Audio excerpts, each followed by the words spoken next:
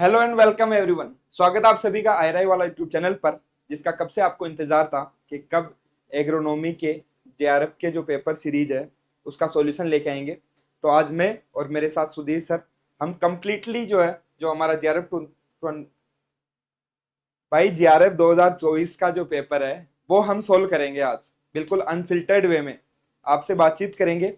एकदम आपको समझाएंगे कि किस प्रकार से क्वेश्चन आते हैं, कहाँ से वो क्वेश्चन आया है वो भी हम डिस्कस करेंगे, और उसके रिगार्डिंग और क्या इंपॉर्टेंट है सब कुछ हम बात करेंगे। तो सर आ जाओ, अब मतलब क्या सर अब पहले हमारा पहले सॉइल साइंस की अहमियत बताओ। सोइल साइंस का इंपॉर्टेंस है। अगर हम एग्रोनॉमी की बात करें तो एग्रोनॉमी के अंदर जितना एग्रोनॉमी का इंपॉर्टेंस नहीं है, मतलब एग्रोनॉमी का ही पार्ट है सोइल साइंस, एग्रोनॉमी से ही निकली है। अगर हम बात करें तो no soil science no no no no no guys. वाली बात नहीं है। देखो गाइस, नमस्कार, स्वागत है आप सभी का। एग्रोनॉमी का पेपर डिस्कशन के लिए सर ने बुलाया कि सर वन शॉट में पेपर डिस्कस करेंगे, और उसमें क्वेश्चंस अगर देख रहे हैं तो सोइल के ज्यादा नहीं है ऐसे सर। करके अराउंड आपके पास 40% क्वेश्चन सॉइल 40 के नहीं मिले। है सर, हमने थर्टी अभी फाइव परसेंट निकाला था। 35 सर। 33%। ओके, तो 33% परसेंटेज सिर्फ और सिर्फ सॉइल साइंस का है। तो दैट इज वेयर आपके लिए एक अच्छा मौका है कि जो सिर्फ और सिर्फ एग्रोनॉमी पे फोकस करते हैं, तो वो थोड़ा सा एक चांस मिलता है कि सॉइल साइंस को भी उनको फोकस करना चाहिए। और सॉइल साइंस आपकी एग्रोनॉमी अगर आपका सिलेक्शन देती है तो सॉइल साइंस आपकी रैंक लगाएगी, ये 100% है। तो सर, करते शुरू। अलग नहीं है सर, दोनों एक ही है। हाँ, एक ही है भाई, ठीक है। तो एक ही। कंप्लीट मतलब जो भी सॉइल से रिलेटेड जो क्वेश्चंस होंगे वो सर आपको अच्छे से एक्सप्लेन करेंगे। एग्रोनॉमी के क्वेश्चन मैं आपको एक्सप्लेन करूंगा अच्छे से। तो चलिए स्टार्ट करते हैं बिना देर किए। इधर आ जाओ। नहीं उधर सर। ठीक हो? ओके। तो फर्स्ट क्वेश्चन आपकी स्क्रीन पे है, ये 2024 में आया था। Which of the following is a desi cotton cultivated species in India as per Hutchinson 1947। Okay. तो हमें पता है कि कॉटन की 4 स्पीसीज होती है, और उनमें से 2 हमारी अमेरिकन कॉटन की स्पीसीज है और 2 हमारी देसी कॉटन की स्पीसीज है। पहले हम देसी कॉटन की स्पीसीज को ही ग्रो करते थे हमारे इंडिया में, लेकिन बाद में अमेरिकन जो कॉटन की स्पीसीज है 17th सेंचुरी में वो हमारी कंट्री में आई, और उसके बाद में हम अमेरिकन कॉटन स्पीसीज को ग्रो करने लगे। और आज आप सब लोग जानते हो जो सबसे ज्यादा जो हमारी स्पीसीज ग्रो की जाती है वो है हमारी गोसिपियम, जो हिरसुटम है वो। ओके। सो यहाँ पे देसी कॉटन की कौन सी स्पीसीज होगी, ऑप्शन हम देख लेते हैं। फर्स्ट ऑप्शन है हमारा गोसिपियम आर्बोरियम और गोसिपियम हर्बेसियम। तो यहाँ पे हमें फर्स्ट ऑप्शन में ही हमारा आंसर मिल गया कि फर्स्ट ऑप्शन ही हमारा क्या होगा, करेक्ट ऑप्शन है। यहाँ पे और भी ऑप्शन दिए गए हैं आपको, gossypium hirsutum, gossypium barbadense, arboreum hirsutum का कॉम्बिनेशन दिया गया है, हर्बेसियम और बारबाडेंस का भी कॉम्बिनेशन यहाँ पे दिया गया है, लेकिन वो इनकरेक्ट है। इसका करेक्ट आंसर होगा हमारा आर्बोरियम और हर्बेसियम। इसके अलावा भी बहुत इंपॉर्टेंट फैक्ट है इनके बारे में, वो भी हम जान लेते हैं कि कौन से को और किस नाम से जाना जाता है। जो हमारा देसी कॉटन है, जिसको कि हम इंडियन कॉटन भी बोल देते हैं, वो हमारा डिप्लॉयड है दोनों। चाहे हम एशियन कॉटन की बात करें, मतलब गोसिपियम आर्बोरियम जो है वो हम बोलते हैं हमारे इंडियन कॉटन को बोल देते हैं। वहीं पे जो एशियाटिक कॉटन है उसका साइंटिफिक नेम होता है गोसिपियम हर्बेसियम। और ये दोनों की दोनों स्पीसीज जो है हमारी वो डिप्लॉयड स्पीसीज है, वो क्या है, डिप्लॉयड। वहीं पे अगर हम बात करते हैं अमेरिकन कॉटन की या फिर अपलैंड कॉटन की, जिसका की साइंटिफिक नेम है हमारा गोसिपियम हिरसुटम, वो और हमारी जो इजिप्टियन कॉटन है जिसको कि पिमा कॉटन के नाम से भी जानते हैं, जिसको कि हम सी आइसलैंड कॉटन के नाम से भी जानते हैं, और एक्स्ट्रा लॉन्ग स्टेपल कॉटन के नाम से भी इसको जाना जाता है। यह है हमारी गोसिपियम बारबाडेंस। तो यहाँ पे जो है हमारा क्वेश्चन आ सकता है कि कौन सी स्पीसीज टेट्राप्लॉइड होती है। तो ये दोनों जो हमारी स्पीसीज है, अमेरिकन कॉटन और इजिप्टियन कॉटन, वो हमारी टेट्राप्लॉइड होती है, और इनके अंदर 2n नंबर होते हैं 52। और वहीं पे जो हमारी देसी कॉटन और जो हमारी एशियाटिक कॉटन है उसमें होता है 2n, कितने होते हैं, क्रोमोसोम नंबर होते हैं 26। ओके। उसके अलावा कई बार यह भी क्वेश्चन आ सकता है कि इनमें से कौन सी जो हमारी स्पीसीज है जिसकी फाइबर लेंथ सबसे ज्यादा होती है। तो जैसा कि यहाँ पे भी आपने देखा होगा, इसका नाम ही क्या है, एक्स्ट्रा लॉन्ग स्टेपल कॉटन, और इसकी फाइबर लेंथ होती है हमारी 36 से 50 mm। कितनी होती है, 36 से 50 mm। अगर हम बात करें कि इंडिया में कौन सी हमारी कॉटन की जो स्पीसीज है वो सबसे ज्यादा ग्रो की जाती है, तो वो है हमारी गोसिपियम हिरसुटम। हिरसुटम कितनी ग्रो करते हैं हम, अराउंड 90% जो है हमारी गोसिपियम हिरसुटम ही ग्रो की जाती है। जितनी भी जो हम आज वेराइटीज ग्रो कर रहे हैं, चाहे वो हमारी इंटर जो हमारी स्पीसीज वैरायटी हो, या फिर दूसरी भी कोई भी वेराइटी हो, हाइब्रिड हमारी वेराइटीज हो, वो सब हिरसुट्टम की हम यूज में ले रहे हैं। उसके अलावा बीटी कॉटन हो तो वो भी हमारा गोसिपियम हिरसुट्टम की वेराइटीज ही हम यूज में लेते हैं। ओके, नेक्स्ट क्वेश्चन है आपकी स्क्रीन पे, सेकंड क्वेश्चन। ये हमारा वाटर मैनेजमेंट से, फर्स्ट क्वेश्चन हमारा क्रॉप प्रोडक्शन से था, और अब जो सेकंड क्वेश्चन है हमारा वो है वाटर मैनेजमेंट से, और ये न्यूमेरिकल हम बोल सकते हैं। क्या है क्वेश्चन, क्या बोल रहा है, 1 एकड़ foot water is equal to how many cubic metre. मतलब कि जो हमारा 1 एकड़ फुट होगा उसको हमें कन्वर्ट करना है, किस में कन्वर्ट करना है, इसको हमें कन्वर्ट करना है मीटर क्यूब में। तो ये किससे हमारा क्वेश्चन आया, ये क्वेश्चन आया हमारा वाटर मेजरमेंट से। ओके, तो इसको कन्वर्ट करने के लिए हम कैसे कर सकते हैं, सबसे पहले हमें इसको कन्वर्ट करना होगा किसके अंदर, हेक्टेयर में हमें कन्वर्ट करना होगा या मीटर स्क्वायर में हम डायरेक्टली कन्वर्ट कर सकते हैं। तो हमें पता है कि 1 एकड़, 1 एकड़ की अगर हम बात करते हैं, 1 एकड़ में कितने मीटर स्क्वायर होते हैं, 1 एकड़ में हमारे मीटर स्क्वायर होते हैं 4047, कितने, 4047 मीटर स्क्वायर होते हैं। ओके ठीक है भाई, 1 फुट में कितना मीटर होगा हमारा, 1 मीटर में तो हमें पता है 1 मीटर में कितना फुट होता है, अगर हम बात करें तो 1 मीटर की अगर हम बात करें तो उसमें 3.28 जो है हमारा फुट होता है।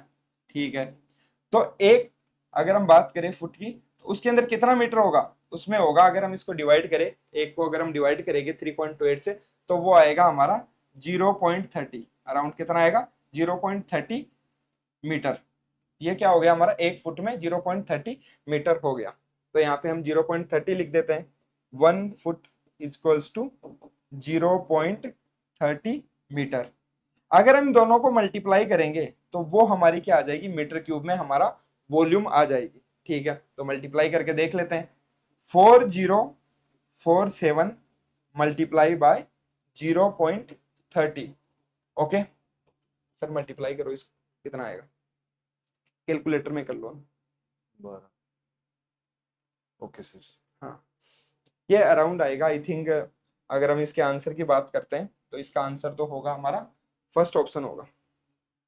एक्यूरेटली हमारा जो 1233.5 नहीं आएगा, बट इसके अराउंड ही आएगा, तो 1225 के अराउंड आता है हमारा आंसर ये 1214, क्योंकि हमने इसको डेसिमल में नहीं लिया ना आगे, ये 0.3028 भी होता है, अगर हम बात करें 0.3028, तो कंप्लीटली अगर हम डेसिमल में इसको लेके अगर 4 डिजिट तक अगर हम जाते हैं तो वहां पे जो हमारा आंसर होगा वो हमारा आ जाएगा 1233.5 मीटर क्यूब। तो ये होगा हमारा करेक्ट आंसर, क्योंकि जो दूसरे ऑप्शन है हमारे वो पहले बहुत दूर दूर दिख रहे हैं, मतलब जो हमारी वैल्यू आ रही है उसके आसपास ही नहीं है, तो ये डायरेक्टली हमारे क्या हो जाएंगे, इनकरेक्ट। तो इसका करेक्ट आंसर क्या होगा हमारा, first option is the correct answer. Clear, और ऐसे क्वेश्चन और भी हमारे आगे एक और न्यूमेरिकल हमारा आएगा, वो भी सेम इसी पैटर्न पे बेस्ड है। इसके अंदर आपको क्या ध्यान में रखना है, देखो सबसे इंपॉर्टेंट चीज वाटर के अंदर जो कन्वर्जन हमारे फैक्टर उसमें ध्यान रखना। एक तो 1 मीटर क्यूब में कितना लीटर होता है, ये हमारा इंपॉर्टेंट है। 1 मीटर क्यूब में होता है हमारा 1000 लीटर, 1000 लीटर, ये हमें ध्यान रखना है। एक हमें यहाँ पे नोट डाउन कर लो आप, 1 लीटर के अंदर जो है कितना सेंटीमीटर क्यूब होता है, तो 1000 जो है हमारा सेंटीमीटर क्यूब के अंदर 1 लीटर होगा। ये भी हमारा इंपॉर्टेंट एक कन्वर्जन फैक्टर है। उसी प्रकार से और हमें याद रखना है कि 1 हेक्टेयर, अगर मैं मीटर की बात करूं, 1 हेक्टेयर मीटर की मैं बात करूं, तो इसमें कितना मेरा मीटर क्यूब होता है, कितना मीटर क्यूब होता है, ये हम कैलकुलेट कर सकते हैं। देखो कैसे करेंगे, जो 1 हेक्टेयर है उसमें हमें पता है कि 10,000 मीटर स्क्वायर होते हैं, कितने, 10,000 हमारे मीटर स्क्वायर होगा। हमें पता है कि एरिया जो होता है 1 हेक्टेयर के अंदर 10,000 मीटर स्क्वायर होते हैं। क्लियर, तो हमने इसको मीटर स्क्वायर में कन्वर्ट कर दिया, हेक्टेयर को 1 मीटर है यहाँ पे इंटू 1 मीटर, तो इक्वल्स टू ये कितना आ जाएगा, ये इसको हम बोल सकते हैं 10⁴ बोल सकते हैं ना, ये हो गया हमारा 10⁴ मीटर क्यूब। कितना वाटर हो गया, 10⁴ मीटर क्यूब। और अभी हमने यहाँ पे देखा कि 1 मीटर क्यूब, 1 मीटर क्यूब के अंदर कितना लीटर है, 1000 लीटर है। तो ये अगर इसको लीटर में हमें कन्वर्ट करना होगा तो 10⁴ को हम मल्टीप्लाई कर देंगे, किससे मल्टीप्लाई कर देंगे, 1000 से, तो ये आ जाएगा हमारा 10⁻7, हम इसको लिख सकते हैं 7 लीटर। इसका मतलब हम डायरेक्टली भी इसको याद रख सकते हैं, देखो इस प्रकार से हम कैलकुलेट कर सकते हैं। और डायरेक्टली हम क्या याद रख सकते हैं, ये आप डायरेक्टली याद रख सकते हो कि 1 hectare metre equals to 10⁴ metre cube equals to 10⁻7 litre. ये आप डायरेक्टली याद रख सकते हो। 1 hectare centimetre equals to 10 to the power, यहाँ पे देखो अब हमें क्या करना होगा, अब हमारा जो जो हमारा हम यहाँ पे फिर से हम कैलकुलेट करेंगे कि इसके अंदर कितना आएगा। अगर हम इसको कैलकुलेट करते हैं तो ये यहाँ पे जो हमारा मीटर है इसको हम किस में कन्वर्ट कर देंगे, सेंटीमीटर में। तो हमें पता है कि 1 metre equals to 100 centimetre, 100 centimetre होता है, ठीक है। तो यहाँ पे जो हमारा मीटर स्क्वायर होगा इंटू मीटर होगा, अगर मीटर को हम सेंटीमीटर में कन्वर्ट करेंगे, 1 हेक्टेयर सेंटीमीटर में कैलकुलेट करना है तो 1 हेक्टेयर में तो कितना होगा, 10,000 ही हमारा आ जाएगा, 10,000 आ जाएगा मीटर स्क्वायर। क्लियर। और अगर 1 सेंटीमीटर को मैं मीटर में कन्वर्ट करूंगा, 1 सेंटीमीटर इक्वल्स टू मीटर, तो मेरा 0.01 मीटर हो जाएगा यहाँ पे, मल्टीप्लाई बाय 0.01। ओके, तो इसको हम ऐसे भी लिख सकते हैं, पॉइंट हटा के यहाँ पे 100 आ जाएंगे नीचे, तो ये 2 जीरो से 2 जीरो कट जाएंगे और हमारा 100 मीटर क्यूब हो जाएगा। तो 1 हेक्टेयर सेंटीमीटर में कितना होता है, 100 मीटर क्यूब। और लीटर में अगर इसको कन्वर्ट करेंगे हम तो बोल सकते हैं हम 10 to the power 5 litre. Clear. Directly अगर मैं इसी प्रकार से 1 हेक्टेयर अगर mm की बात करूं, 1 हेक्टेयर mm की अगर मैं बात करूं तो वो हो जाएगा हम directly 10 metre cube volume water की। और अगर मैं लीटर में बात करूं तो 10 टू द पावर 4 लीटर। तो ये आप डायरेक्टली भी वैल्यू याद रख सकते हो कि अगर मीटर क्यूब में बात करूंगा मैं तो 1 हेक्टेयर मीटर में 10 टू द पावर 4 और 1 हेक्टेयर सेंटीमीटर में हो जाएगा हमारा 100 मीटर क्यूब हो जाएगा बेटा। और 1 हेक्टेयर mm में कितना होगा हमारा, 10 मीटर क्यूब हो जाएगा। ठीक है, ओके। इसके अलावा हम बात कर सकते हैं यूनिट कन्वर्जन की, अगर बात करें क्यूमेक क्यूसेक की, तो वो हम आगे डिस्कस करेंगे जब हमारा नेक्स्ट क्वेश्चन आएगा। ओके, सो नेक्स्ट क्वेश्चन के लिए मैं सुधीर सर को बुलाना चाहूंगा कि Sudhir sir please right, discuss कीजिए। देखो next question is related to active absorption, passive absorption theories. तो गाइज एग्रोनॉमी के क्वेश्चंस के साथ साथ सॉइल के क्वेश्चंस। तो गाइज क्वेश्चंस अपना ये क्वेश्चन वो ये बोलता है कि जो अपनी लंगार्ड साइटोक्रोम पंप थ्योरी है वो डेफिनेट कोरिलेशन किसके बीच में दिखा रही है। Lundegardh cytochrome pump theory believe that there was a definite correlation between. अब ये देखिए गाइज, आपको ये पता होना चाहिए कि ये कैटाइंस की बात कर रहा है या एनाइंस की बात कर रहा है। तो हमेशा आप देखो, ग्लेनगार्ड भाई साहब ने ये बोला कि जो हमारे अगर अनाइंस को एब्जॉर्ब होना है तो उनको क्या करना पड़ेगा, उनको एटीपी लेनी पड़ेगी। एटीपी मींस उनको एनर्जी चाहिए। अब एनर्जी क्यों चाहिए, क्योंकि उनको अगेंस्ट द कंसंट्रेशन ग्रेडियंट जाना था, अगेंस्ट कंसंट्रेशन ग्रेडियंट। अगर देखो कोई चीज, ये एक हायर पॉइंट है, ये एक लोअर पॉइंट है, अगर from higher potential to lower potential जाएंगे कोई एनर्जी रिक्वायर्ड नहीं है।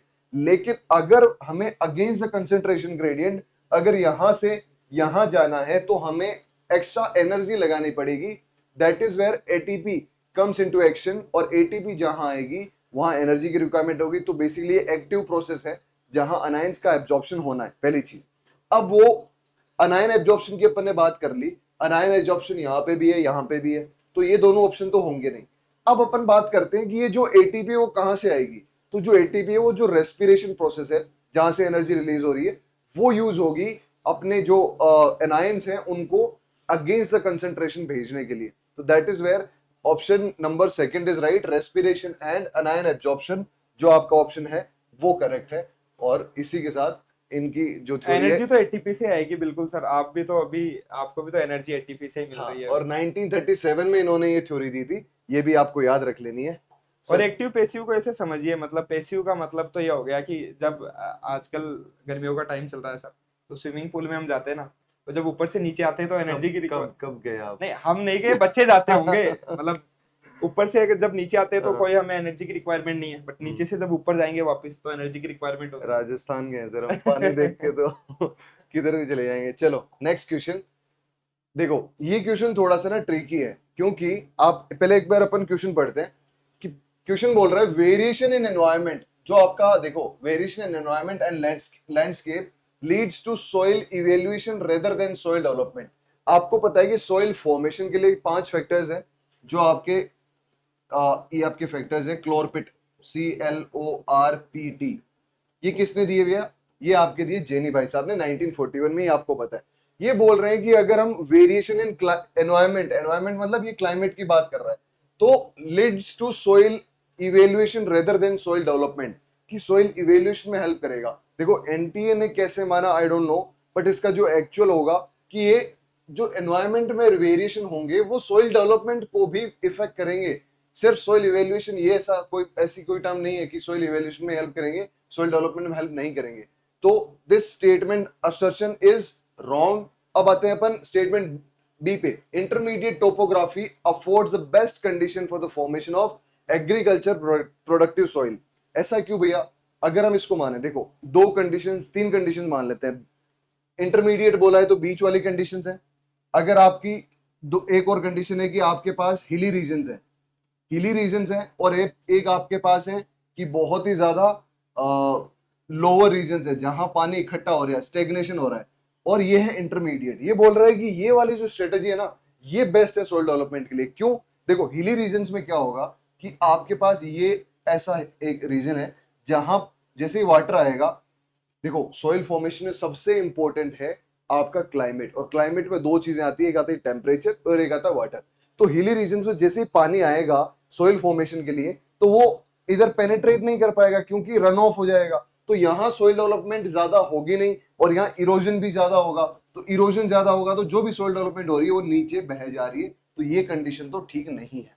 अब आती है अपनी लोअर, जहां वाटर स्टेग्नेशन होता है।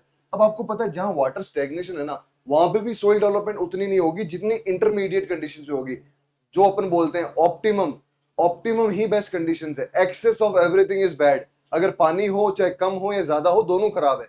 आपके पास इंटरमीडिएट होना चाहिए, और इंटरमीडिएट ही कंडीशंस में बेस्ट सोइल डेवलपमेंट होगी। तो आपका स्टेटमेंट ए गलत है, स्टेटमेंट बी सही है, that is the right. But NTA ने इसको माना था कि both statements A and B are true, but शायद किसी ने उसको हो सकता है कि क्वेश्चन नहीं किया हो, चैलेंज नहीं किया हो, तो उन्होंने ए मान लिया होगा। बाकी हमारे हिसाब से ऑप्शन नंबर 3 इज द ना ना, राइट ऑप्शन आंसर। नंबर 3 नहीं सर, ये यहाँ पे गलत जगह दिया ओके, हुआ है। गलत जगह दिया तो हुआ है ये। First is false and B is true, हाँ, तो फोर्थ होगा। फोर्थ होगा ऑप्शन, हाँ ये गलत fourth। जगह दिया है। Statement A is false but B is true. ये वाला फोर्थ इज करेक्ट आंसर। और इसी के हाँ, साथ आई ये भी होप, ध्यान रखना आपकी, कई बार नहीं जनरली ये तो सही जगह दिया होता है, नहीं बट नहीं हो सकता है, मतलब हो सकता है। मैंने भी एक टेस्ट में ऊपर नीचे किया था सर। अच्छा, हो सकता हाँ, है। नेक्स्ट क्वेश्चन है हमारा, वो प्लविंग से है। तो यहाँ पे हम बात करेंगे, जो हमारा स्टेटमेंट फर्स्ट है वो क्या बोल रहा है, देखो। The optimum range of soil moisture for effective plowing is 25 to 50% depletion of available soil moisture।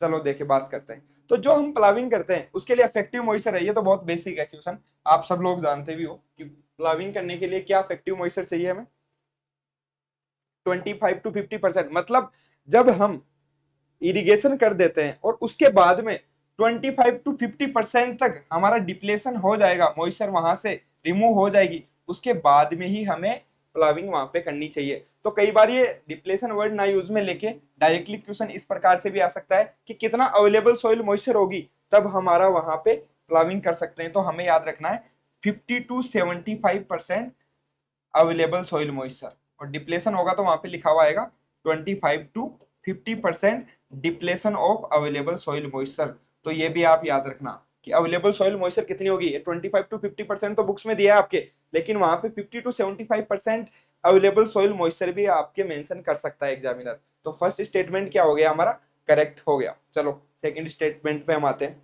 Light soil, light soil मतलब यहाँ पे किसकी बात हो रही है, हम बोल सकते हैं सैंडी सॉइल बोल सकते हैं यहाँ पे, जो हमारी लाइट सॉइल होती है। Light soil can be plough in a narrow range of, in a narrow range of soil moisture condition while the range is wider for heavy soil. मतलब यहाँ पे ये स्टेटमेंट ऐसे बोल रहा है कि जो हमारी सैंडी सॉइल है वो तो कम मॉइस्चर रेंज में भी जो है हम क्या कर सकते हैं, उसको प्लाउ कर सकते हैं। बट वहीं पे जो हमारी हेवी सॉइल है, यानी कि हम बोल सकते हैं क्ले सॉइल को हम अगर ज्यादा रेंज होगी, ज्यादा रेंज इन द सेंस कि हम बोल सकते हैं कि 10% से लेके जब हमारी मॉइस्चर 80% होगी, इस रेंज मतलब ज्यादा रेंज तक हम क्या कर सकते हैं, इसके अंदर प्लाविंग कर सकते हैं। बट बेटा क्या ये स्टेटमेंट सही है क्या, ये स्टेटमेंट बिल्कुल इनकरेक्ट है। क्यों? क्योंकि लाइट सॉइल है, हम जानते हैं सैंडी सॉइल के अंदर तो जैसे ही हम इरिगेशन करेंगे, कुछ भी अगर वहां पे अगर रेनफॉल भी होती है, कुछ भी होती है, तो इसके अंदर ड्रेनेज क्या होता है, हमारे वाटर का ड्रेनेज क्या होगा, ड्रेनेज फास्ट होगा। ओके, वहीं पे जो हमारी क्ले सॉइल होती है उसके अंदर ड्रेनेज की प्रॉब्लम होती है, इसकी वजह से वहां पे हमारे पास बहुत कम ऑप्शन होता है, बहुत नैरो रेंज होती है जिसके अंदर हम प्लाविंग कर सकते हैं। तो ये स्टेटमेंट बिल्कुल उल्टा हो जाएगा, बिल्कुल उल्टा हो जाएगा। तो इसकी वजह से ये क्या है, इनकरेक्ट है। तो मतलब करेक्ट क्या होता है इसका स्टेटमेंट, करेक्ट होता अगर यहाँ पे मेंशन होता कि heavy soil can be plough in a narrow range of soil moisture condition while the range is wider for light soil, वो स्टेटमेंट करेक्ट होता। बट ये इनकरेक्ट स्टेटमेंट है, तो इसका आंसर होगा हमारा first is correct, second is incorrect, third is the correct option. Clear? चलो next question की हम बात करते हैं। नेक्स्ट क्वेश्चन है हमारा एग्रो फॉरेस्ट्री से, और यहाँ पे जो क्वेश्चन है वो हमसे क्या पूछ रहा है, देखो, given below are the important features of a tree to be suitable for agroforestry. मतलब जो हमारा एग्रो फॉरेस्ट्री के अंदर हम ट्री का सिलेक्शन करते हैं तो उसके अंदर क्या क्या फीचर होना चाहिए आइडियली। फर्स्ट जो हमारा ऑप्शन है वो है it should be suitable for prevailing agro climatic condition. मतलब कोई भी अगर हमारा क्लाइमेट चेंज हो रहा है, किसी भी प्रकार की अगर एबरेंट वेदर कंडीशन आ रही है तो उसके लिए वो तैयार होना चाहिए, वो सुटेबल होना चाहिए। अच्छी बात है, ये तो ये फीचर तो होना चाहिए, ये करेक्ट हो जाएगा हमारा। It should be fast growing and preferably nitrogen fixing species. Nitrogen fixing species है अगर, तो वो तो सोने पे क्या होगा हमारे लिए, सुहागा होगा। अगर नाइट्रोजन फिक्सेशन कर रहा है वो तो बहुत अच्छी बात है, तो ये भी भाई होना चाहिए हमारे ट्री के अंदर। Third, it should meet need of farmer for timber fodder fuel fruit and fibre. अगर सब कुछ मिल रहा है उसे, अगर टिम्बर भी मिल रहा है, फोडर भी मिल रहा है, फ्यूल भी मिल रहा है, फ्रूट भी मिल रहा है, फाइबर भी मिल रहा है, और क्या चाहिए। आदमी की बेसिक नीड क्या है, रोटी कपड़ा मकान, तीनों तो इससे कवर हो रहा है हमारा। रोटी मिल रही है या नहीं मिल रही है, मिल रही है भाई इससे हमारा। फ्रूट मिल रहा है तो फ्रूट खा के काम चला लेना मतलब, और कपड़ा मतलब फाइबर, तो फाइबर भी यहाँ पे मिल रहा है। ओके, मकान, मकान तो हम किससे बना सकते हैं, टिम्बर से बना सकते हैं। तो रोटी कपड़ा मकान तीनों नीड पूरी कर रहा है, तो ये भी हमारा सी बी क्या होगा, करेक्ट होगा। अब डी की तरफ आते हैं। It should have ability to generate employment, employment and high returns. तो एम्प्लॉयमेंट अगर जनरेट कर रहा है तो वो भी अच्छी बात है। तो चलो ऑप्शन की तरफ देखते हैं। A B C, B C and D, A B and D, A B C D, अगर चारों को ये इंक्लूड कर रहा है तो इसका आंसर होगा हमारा फोर्थ। तो देखो, इसी प्रकार से अगर हम एग्रो फॉरेस्ट्री की बात करें तो एग्रो फॉरेस्ट्री क्या होती है, एग्रो फॉरेस्ट्री का मतलब हो गया जिसके अंदर हम एग्रीकल्चर प्लस फॉरेस्ट्री को इंक्लूड करें, एक जगह हम प्रैक्टिस करें, उसी को हम क्या बोलते हैं, एग्रो फॉरेस्ट्री बोलते हैं। मतलब जहां पे हमारी क्रॉप भी ग्रो हो, उसके साथ साथ हमारी कुछ फ्रूट ट्रीज भी हो, उसके साथ साथ कुछ हमारे फॉरेस्ट ट्रीज भी हो, उसके साथ साथ हमारे पास क्या होना चाहिए, लाइव स्टॉक भी हो। तो इस सिस्टम को हम क्या बोलते हैं, एग्रो फॉरेस्ट्री सिस्टम बोलते हैं। तो उसी सिस्टम के अंदर ये पूछा गया था हमसे कि जो फॉरेस्ट्री हम सेलेक्ट करेंगे उसके अंदर क्या क्या फीचर होने चाहिए। तो ये सब जो मेंशन फीचर है वो उसके अंदर होने चाहिए। ओके, सो बात करते हैं नेक्स्ट क्वेश्चन की। हम नेक्स्ट क्वेश्चन है हमारा ग्रीन हाउस गैस से बोल सकते हैं या फिर ग्लोबल वार्मिंग पोटेंशियल से बोल सकते हैं। आप एक चीज नोट करोगे, अगर हम हमारे सिलेबस की बात करते हैं तो वहां पे डायरेक्टली मेंशन है हमारा ग्लोबल वार्मिंग पोटेंशियल या ग्रीन हाउस इफेक्ट। यहाँ से आप हर बार नोट करोगे कम से कम 2 से 3 क्वेश्चन बेटा हर साल आते हैं। 2 से 3, 2 से 3 तो मैं मिनिमम बता रहा हूँ, कभी कभी 4 से 5 क्वेश्चन भी आ जाते हैं। क्यों, एक तो ये ट्रेंडिंग टॉपिक है, हमें पता है कि क्लाइमेट चेंज को अगर अफेक्ट कर रहा है तो कौन कर रहा है, हमारा ग्रीन हाउस गैसेस कर रहे हैं या ग्लोबल वार्मिंग पोटेंशियल है। तो इसीलिए यहाँ से क्वेश्चन हमें हमेशा देखने को मिलता है। तो एक क्या क्वेश्चन आया था हमारा, given below are two statement, क्या है हमारा first statement, global warming potential is a measure of how much energy the emission of 1 ton of gas will absorb over a given period of time relative to the emission of 1 ton of carbon dioxide। मतलब यहाँ पे ये बोला जा रहा है कि global warming potential वो होता है जो किससे कंपेयर करता है, कार्बन डाइऑक्साइड से कंपेयर करता है, और हमें यह बताता है कि कोई भी जो गैस है वो कितनी हीट को एब्जॉर्ब कर रही है।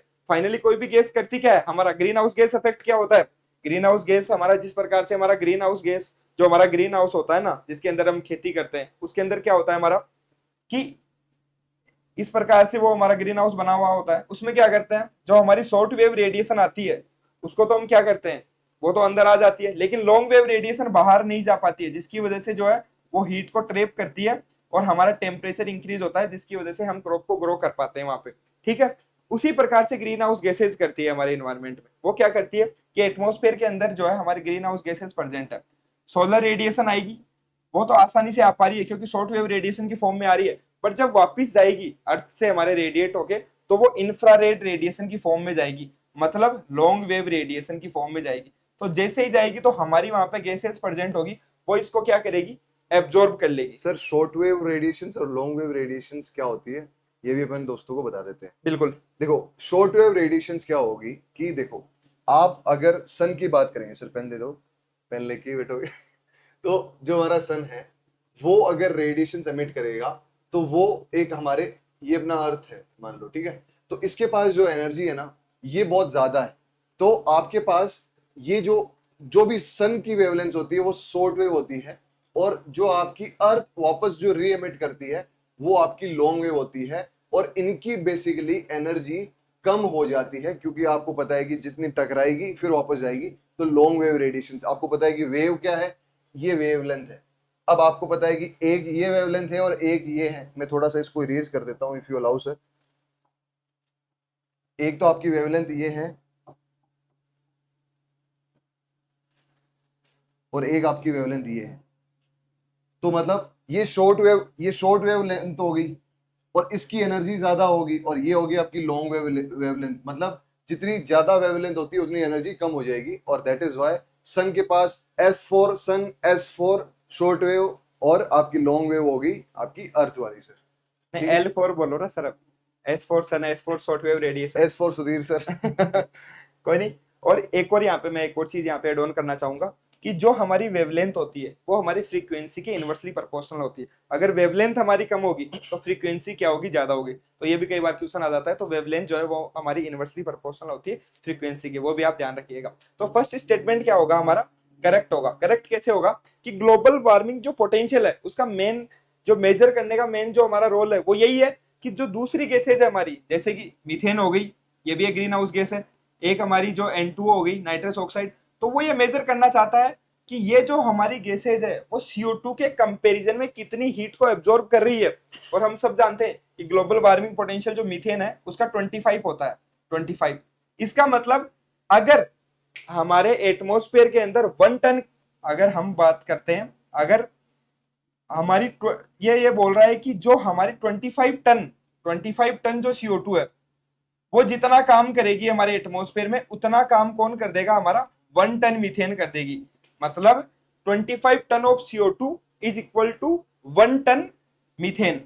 क्लियर। उसी प्रकार से जो हमारा N2O है, N2O की कितनी होगी हमारी global warming potential, global warming potential N2O की होती है 298।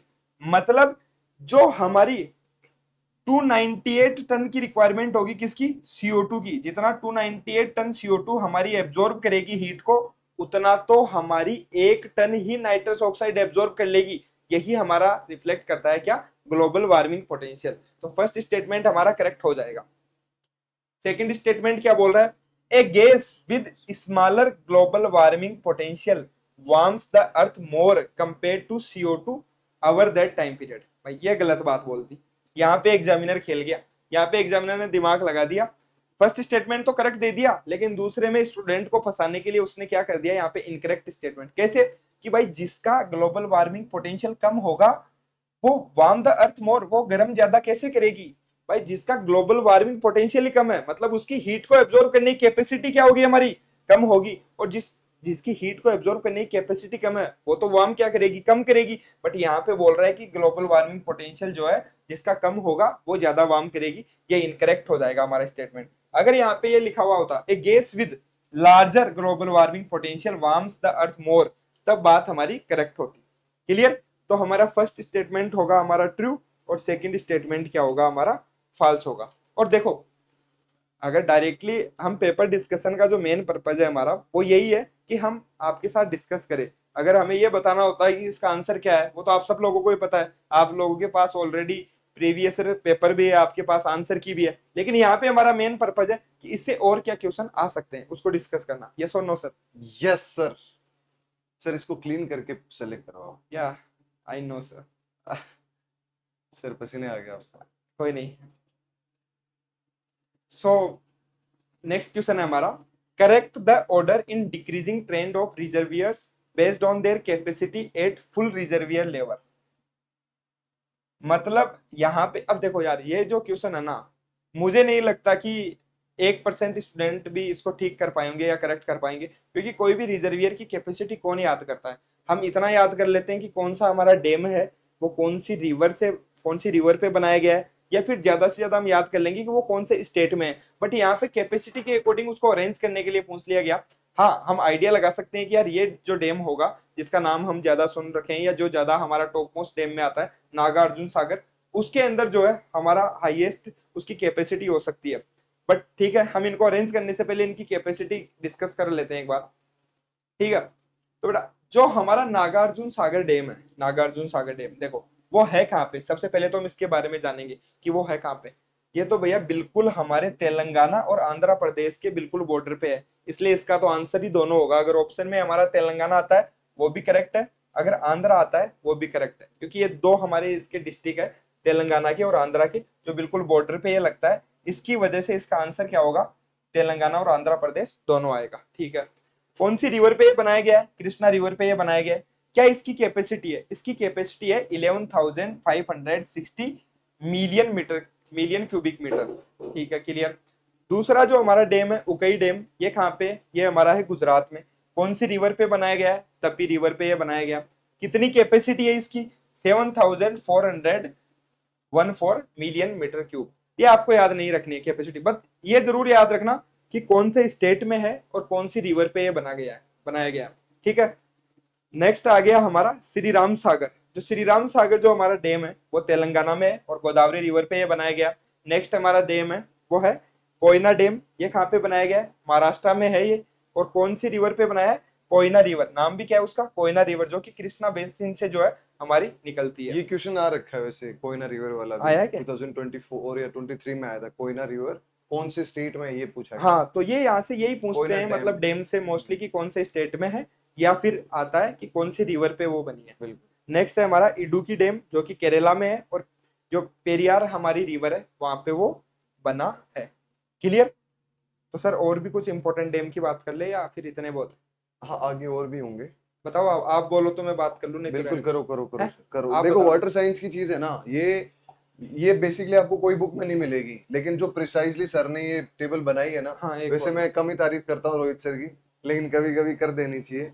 लेकिन ये इतनी पर प्रिसाइज है बेटा guys, टेबल से काम नहीं चलेगा, इनको याद करना पड़ेगा। लेकिन टेबल तो इतनी बना दी। प्रिसाइज कहीं नहीं मिलेगी सर। आप कोई भी वेबसाइट उठा के देख लो, कोई वाटर कंजर्वेशन की कहीं से उठा के देख लो, ये इन्फॉर्मेशन एक जगह पे एक पेज में कहीं पे भी नहीं मिलेगी जो रिसोर्स करी गई सिवाय है सर आईआरआई के वाला द्वारा। के। ओके। तो सो नेक्स्ट हमारा डैम है वो तेरी डैम है। सर तेरी डैम की क्या खास बात है? टी बच्चों से। फोर टी फोर तेरी और T4, देखो इधर आओ, इधर आओ, इधर आओ। ये ज्यादा कौन हो है गया, टॉल, कौन ये गलत बात है, ये रोस्ट किया जा रहा है। चलती T4 करा। टॉलेस्ट डैम, T4 तेरी डैम, तो ये उत्तराखंड हमारा भागीरथी रिवर। टॉलेस्ट डैम है। ठीक है, कहाँ पे है सर ये? ये उत्तराखंड में है, उत्तराखंड में है। यूके में। हाँ, इसकी मैंने एक ट्रिक भी बनाई थी, लेकिन मैं यहाँ पे नहीं बता पाऊंगा। कोई नहीं। भागीरथी जो हमारी रिवर है वहां पे ये जो हमारा डैम है वो बनाया गया था। ठीक है, नेक्स्ट हमारा जो डैम है वो baccarat baccarat Nangal Nangal dam dam, है। ये कहाँ पे है सर? सतलज रिवर, हिमाचल प्रदेश। हिमाचल प्रदेश और सतलज रिवर। नेक्स्ट हमारा डैम है सरदार सरदार सरोवर सरोवर, डैम। सरदार जी तो ऑब्वियसली गुजरात में है, सरदार सरदार वल्लभ जी भाई, गुजरात में है, मतलब सरदार सरदार वल्लभ भाई वल्लभ भाई, पटेल हाँ पटेल। सरदार वल्लभ भाई पटेल जी से आप याद रख हाँ, सकते हो कि ये गुजरात में है, और नर्मदा, नर्मदा जो है हमारी रिवर वहां पे बना है। नेक्स्ट है हमारा इंदिरा सागर, इंदिरा वो भी सागर नर्मदा डैम। पे है, मध्य न, प्रदेश में। हाँ वो मध्य प्रदेश में है, लेकिन यह है मध्य प्रदेश में। हीराकुद हीराकुद जो डैम, डैम है वो हाँ, उड़ीसा में है। और कौन सी नदी? महानदी रिवर। गाइस, एक महानदी। क्वेश्चन 2023 एसआरएफ 2022 एसआरएफ में आया था कि ऐसा कौन सा स्टेट है जिसके पास हाईएस्ट वाटर रिजर्वॉयर्स है, वाटर रिसोर्सेज सबसे ज्यादा किसके पास है। तो जनरली जिसने नहीं पढ़ा है या उस समय मुझे भी नहीं पता था, तो मुझे लगा पंजाब के पास होंगे land of reverse, land of fire reverse, या हिमाचल प्रदेश के पास होंगे यहाँ से ये सब कुछ आ रहा है, या उत्तराखंड के पास होंगे जहाँ से भागीरथी, अलकनंदा, जहाँ से गंगा बन रही है। तो ऐसा सोचा, लेकिन आउट ऑफ नोवेयर हमें नहीं पता था कि इसका आंसर उड़ीसा है। और उड़ीसा वो इसलिए क्योंकि एक तो इनके पास रिवर्स हैं, एक इनके पास डैम्स और जो वाटर कंजर्वेशन मेथड्स हैं दे आर ऑल्सो एक्सीलेंट, और इसीलिए इनका ग्राउंड वाटर लेवल भी अच्छा है। और अगर वाटर रिसोर्सेज कोई भी स्टेट के सबसे ज्यादा है तो वो उड़ीसा के हैं। और एक हीराकुद डैम जो लार्जेस्ट डैम है वो भी उड़ीसा में है। महानदी लार्जेस्ट डैम, और लॉन्गेस्ट सर हाँ दो है, लॉन्गेस्ट, ये लॉन्गेस्ट है। हीराकुद डैम इज हीराकुद जो लॉन्गेस्ट डैम है वो लॉन्गेस्ट, देखो इसमें और कंफ्यूज मत होना, ये हमारा लॉन्गेस्ट डैम भाखड़ा है, नांगल डैम है और ये लार्जेस्ट। जो हमारा बाखरा नांगल डैम है ये है लार्जेस्ट डैम। अगर हम कैपेसिटी की बात करते हैं ना, तो ये हमारा लार्जेस्ट डैम है। और जो टॉलेस्ट की तो हमने बात ही कर ली पहले, तहरीर जो हाँ इसमें डैम है। बड़ा कंफ्यूज होते हैं, टॉलेस्ट, हाँ, लार्जेस्ट, लॉन्गेस्ट। तहरी जो डैम है वो हमारा टॉलेस्ट है, बाखरा नांगल जो है वो लार्जेस्ट है, और जो हीराकुद हीराकुड डैम है वो वो हमारा लॉन्गेस्ट, लॉन्गेस्ट डैम है। एक रिहान डैम की हम बात करना भूल गए, वो रिहान रिवर पे बना है और उत्तर छोटा प्रदेश में। डैम है सर वो। हाँ, ठीक है। मतलब ये इंपॉर्टेंट इंपॉर्टेंट डैम है, अगर यहाँ से क्वेश्चन आएंगे तो ये यहीं से आएंगे, नहीं आएंगे तो फिर और कहीं से आएंगे। ठीक है। सो जो हम इसकी बात कर रहे थे उसका आंसर होगा हमारा फोर्थ होगा। नागार्जुन जो सागर डैम है उसकी सबसे ज्यादा कैपेसिटी है, उसके बाद उकई डैम, फिर हमारा श्री राम सागर, फिर कोयना, और फिर उडुकी डैम। तो इसका फोर्थ हमारा आंसर होगा। ओके, नोट डाउन कर लीजिए इसको। बात करते हैं नेक्स्ट क्वेश्चन की। नेक्स्ट जो है वो सुजी सर। ओके गाइस, ये क्वेश्चन है अपना कि in the neutron method used to measure soil moisture the source of fast nutrient is a mixture of। देखो गाइस, जब हमें soil moisture estimation करना होता है तो हम कुछ डिवाइसेस का यूज करते हैं, कभी कभी नॉर्मल कन्वेंशनल मेथड्स यूज करते हैं। हम जब न्यूट्रॉन मॉइस्चर मीटर की बात करते हैं तो इस पर्टिकुलर चीज में आती है कि हमारे पास न्यूट्रॉन का सोर्स क्या होगा। ये हमारी सोइल है, इस सोइल पे हमारा एक प्यारा सा डिवाइस लगा है। उस डिवाइस पे आपके पास एक प्रोब जाएगी, प्रोब मतलब जो अपन सोइल में इंसर्ट करेंगे। अब इसके पास एक न्यूट्रिएंट का सोर्स होना चाहिए। उस सोर्स में क्या होगा कि वो कुछ रेडिएशन, ये अपने कुछ मॉलिक्यूल्स अमिट करेगा और उस अमिट करने के बेसिस पे बताएगा कि मॉइस्चर ज्यादा है या कम है। तो गाइस एक चीज याद रखना है कि देखो हमारे पास सोर्स है रेडियम और बेरिलियम, RaBe, ये अपने पास सोर्स है। अब ये कैसे काम करता है, इसका प्रिंसिपल क्या है वो अपन समझ लेते हैं। अब ये क्या करेगा, ये कुछ अपने पास एमिट करेगा। और अब सोइल में ऑब्वियसली क्या, हम मॉइस्चर की बात कर रहे हैं तो moisture is made of H2O। Mainly अपन किसकी बात कर रहे हैं यहाँ, H की बात कर रहे हैं। अब जितना ज्यादा मॉइस्चर है, मतलब जितना ज्यादा H2O है उतना H भी ज्यादा होगा। तो अब ये जो आपका न्यूट्रॉन्स है वो H से टकराएंगे, और जितना ज्यादा टकराएंगे मतलब उतना ज्यादा मोशन होगा और उतना ही ज्यादा टकराएंगे। और वो टकराने पे, एक गाड़ी फास्ट मूव हो रही है कितनी स्पीड से, 2700 किलोमीटर पर सेकंड से, और जैसे ही वो टकराई उसकी स्पीड होगी 4.7 किलोमीटर पर सेकंड। मतलब कितना ज्यादा वेरिएशन आ गया सोचो। तो 2700 किलोमीटर से 4.7 किलोमीटर, और वो कब होगा, जब ये न्यूट्रॉन H प्लस से टकराएगा। और इसी को अपन बोलते हैं थर्मलाइजेशन प्रोसेस। ये क्वेश्चन हर बार एग्जाम में आता है कि ऐसे न्यूट्रॉन सोर्स जो H प्लस से टकराते हैं उनको अपन क्या बोलते हैं, तो हम उनको बोलते हैं थर्मलाइज न्यूट्रॉन्स। और वो H प्लस से टकराएंगे और स्लो हो जाएंगे। अब एक चीज बताओ, ये आपका समझो इस पर्टिकुलर चीज में आपके पास ज्यादा पानी है, हायर मॉइस्चर है, और सेम अपन ने इक्विपमेंट लगाया और इसमें अपने पास लो मॉइस्चर है, ठीक है, LM लो मॉइस्चर है। अब यहां समझो पानी कम है तो ड्राई सॉइल है, तो इस न्यूट्रॉन को टकराने के लिए ज्यादा बड़ा क्लाउड बनाना पड़ेगा। लेकिन अगर यहाँ पानी ज्यादा है तो छोटे क्लाउड में ही इतने ज्यादा H प्लस टकरा जाएंगे कि वो सारे के सारे न्यूट्रिएंट सोर्स खत्म हो जाएंगे। अब खत्म हो गए तो आपके पास क्या होगा कि आपसे ये भी क्वेश्चन पूछा जाता है, थर्मलाइज इलेक्ट्रॉन का हो गया, न्यूट्रॉन सोर्स का हो गया। अब आपसे ये पूछा जाता है कि ड्राई सोइल में क्लाउड ज्यादा बड़ा होगा या वेट सोइल में क्लाउड ज्यादा बड़ा होगा। अब आप खुद देख सकते हो कि ड्राई सोइल में हमारे पास क्लाउड ज्यादा बड़ा होगा क्योंकि उसके पास थर्मलाइज इलेक्ट्रॉन मतलब H प्लस वहां कम है, क्योंकि मॉइस्चर कम है, H2O कम है। That is why dry cloud और आपके पास वेट क्लाउड में डिफरेंस पूछा था। और ये आपके अभी इसरो के पेपर में भी आया था कि किस में ज्यादा बड़ा क्लाउड होता है, और न्यूट्रॉन सोर्स तो ये है भी। उसके अलावा बेसिकली यहीं से इतने ही क्वेश्चन आते हैं। और बेसिकली यही है, मतलब थोड़ा सा न्यूट्रॉन का है तो ये ज्यादा रूटीनली बेस्ड यूज नहीं होता है, कम यूज होता है, बट इंपॉर्टेंट है फिर भी। बात करते हैं नेक्स्ट क्वेश्चन की, जो कि वापस से जो हम बात कर रहे थे कि जो इरिगेशन हमारा वाटर मैनेजमेंट है वहां से न्यूमेरिकल हर हर एग्जाम में पूछे जाते हैं हमारा, चाहे JRF और SRF का हो। तो यहाँ पे क्या क्वेश्चन हम बात कर लेते हैं, the total depth of irrigation applied for a wheat crop is 90 days. Total depth, यहाँ पे टोटल डेप्थ दिया गया है। टोटल डेप्थ कितना है हमारा, 70 सेंटीमीटर। ठीक है, 70 सेंटीमीटर। और व्हीट क्रॉप के लिए यहाँ पे बेस पीरियड कितना दिया गया है, 90। बेस पीरियड कितना है, 90 है। ठीक है, और पूछा क्या गया है हमसे, ड्यूटी। तो डायरेक्टली हम बात करते हैं, जो ड्यूटी है वो हमें क्या बताता है, ड्यूटी की यूनिट आप याद रखोगे तो आपको समझ आ जाएगा कि ड्यूटी बताता क्या है। ड्यूटी बता हमारी यूनिट होती है ड्यूटी की हेक्टेयर पर क्यूमेक, हेक्टेयर पर क्यूमेक होती है इसकी यूनिट, क्यूमेक पर हेक्टेयर नहीं होती है, हेक्टेयर पर क्यूमेक। तो ड्यूटी हमें क्या बताती है, ड्यूटी हमें बताती है कि एक यूनिट क्यूमेक अगर हम अप्लाई करते हैं हमारी फील्ड में तो उससे कितना हेक्टेयर एरिया जो है वो इरिगेट हो रहा है, उसी को हम क्या बोलते हैं, ड्यूटी बोलते हैं।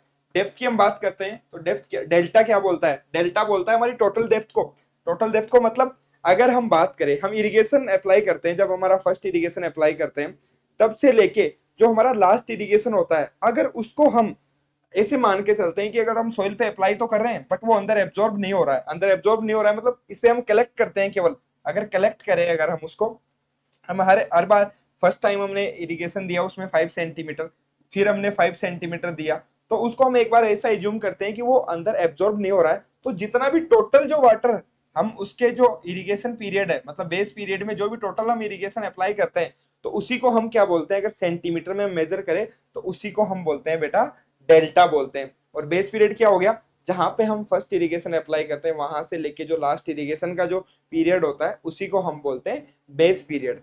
क्लियर। तो यहाँ पे इसका फॉर्मूला क्या होता है, देखो इसका फॉर्मूला होता है हमारा सिंपल सा फॉर्मूला होता है इसका, duty equals to 8.64 multiply by base period divided by delta, divided by delta, delta in metre, अगर मीटर में होगा तो 8.64 आएगा ऊपर, अगर मीटर में नहीं होके अगर डेल्टा हमारा सेंटीमीटर में है तो हमारा फॉर्मूला क्या हो जाएगा, duty equals to 864 into base period divided by delta, और यहाँ पे डेल्टा किस में होगा, डेल्टा होगा हमारा सेंटीमीटर में। तो यहाँ पे डेल्टा किस में दिया है, सेंटीमीटर में दिया है, तो हमारा कौन सा फॉर्मूला लगेगा, सेकंड वाला फॉर्मूला लगेगा। तो चलो लगाते हैं और इसको सोल्व करते हैं। मतलब 864 into base period 90 divided by 70। Sir एक बार करना इसको सॉल्व कैलकुलेटर में, 864 को 90 से मल्टीप्लाई करो, 864 को 90 से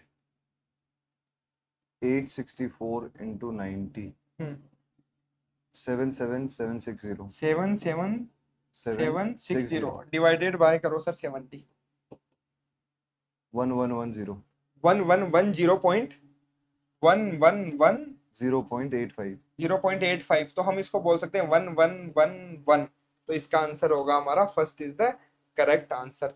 सिंपल क्वेश्चन है एकदम, बहुत इजी है, इससे इजी कोई न्यूमेरिकल हो ही नहीं सकता, बिल्कुल इजी न्यूमेरिकल, बस आपको फॉर्मूला याद रखना है। आपको ये याद होना चाहिए कि जो हमारा ये वाला जो फॉर्मूला है बिल्कुल बेसिक फॉर्मूला है ड्यूटी का, आप इसका स्क्रीनशॉट ले सकते हो बिल्कुल। ड्यूटी हेक्टेयर पर क्यूमेक इक्वल्स टू 8.64, अगर हमारा मीटर में होगा, याद रखना मीटर में होगा तो हमारा 8.64 आएगा, अगर मीटर में होगा 8.64 आएगी ये वैल्यू, 864 आएगा अगर सेंटीमीटर में अगर हमारा डेल्टा दिया हुआ हो तो। एक और हमारी यूनिट होती है इन एफपीएस, फुट पाउंड सेकंड, जो हमारा सिस्टम होता है उसके अंदर अगर आ सकता है, अगर एकड़ पर क्यूसेक के अकॉर्डिंग अगर कैलकुलेट कराता है एग्जामिनर तो वहां पे आप फॉर्मूला याद रखना 1.985 into base period divided by delta in fit. Okay, तो बात करते हैं हम नेक्स्ट क्वेश्चन की।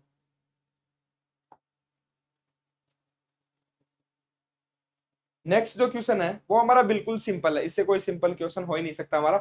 Passage of mineral from the top soil to sub soil through seepage of water is known as, तो हमारा टॉप से अगर नीचे तक हमारे जो अगर न्यूट्रिएंट अगर हमारा फ्लो हो रहा है, अगर हमारा मिनरल फ्लो हो रहा है वाटर के साथ तो उसको हम बोलते हैं लीचिंग। बिल्कुल एकदम सिंपल सा क्वेश्चन था।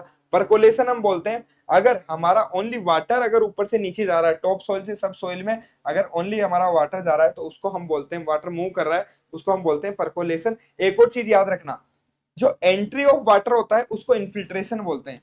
इन्फिल्ट्रेशन किसको बोलते हैं, एंट्री ऑफ वाटर की। और अगर क्वेश्चन में आता है अगर कि moment of water, moment of water को हम बोलते हैं हमेशा परकोलेशन, और वाटर के साथ अगर न्यूट्रिएंट जा रहा है तो उसको हम लीचिंग बोल देंगे। नेक्स्ट हमारा कंडक्शन, कंडक्शन बेटा हीट ट्रांसफर का एक मेथड होता है जिसके अंदर जो हमारे सॉलिड्स होते हैं, मेनली जो हमारी सॉइल होती है उसके अंदर जो हमारी हीट ट्रांसफर होती है वो कंडक्शन के थ्रू ही होती है। चाहे हम बात करें, अगर मैं ये हमारा जो मटेरियल है, चाहे हम बोर्ड की बात करें, अगर मैं इसको हाथ लगाऊंगा अगर इसमें से हीट आ रही है तो किससे आ रही है, कंडक्शन से आ रही है। एक हमारा होता है कन्वेक्शन, एक होता है हमारा कन्वेक्शन, जो हमारे फ्लूइड और अदर गैसियस मटेरियल होते हैं, अगर उसमें से अगर हमारी हीट पास हो रही है तो उसको हम कन्वेक्शन बोलते हैं। किससे? जो फ्लूइड बोल देंगे हम, या फिर गैसेस से अगर हमारी हीट पास हो रही है तो उसको कन्वेक्शन बोलते हैं। एक हमारी रेडिएशन होता है, हीट तीन तरीके से पास होती है। एक हमारा जो है रेडिएशन, उसके अंदर जो हमारी हीट फ्लो होती है वो विदाउट एनी मीडियम, जिसके अंदर मोस्टली जो हमारी इलेक्ट्रोमैग्नेटिक जो वेव्स होती है, जो सूरज से हमारे जो किरण आती है वो किससे आती है? रेडिएशन के थ्रू आती है। क्लियर? उनको किसी भी प्रकार के मीडियम की रिक्वायरमेंट नहीं होती है। आप सब लोग जानते हैं ट्रांसपीरेशन क्या होता है। ट्रांसपीरेशन मतलब जो हमारा लॉस ऑफ वाटर, जो हमारे प्लांट से जो भी वाटर का लॉस होता है उसी को हम क्या बोलते हैं? ट्रांसपीरेशन बोलते हैं।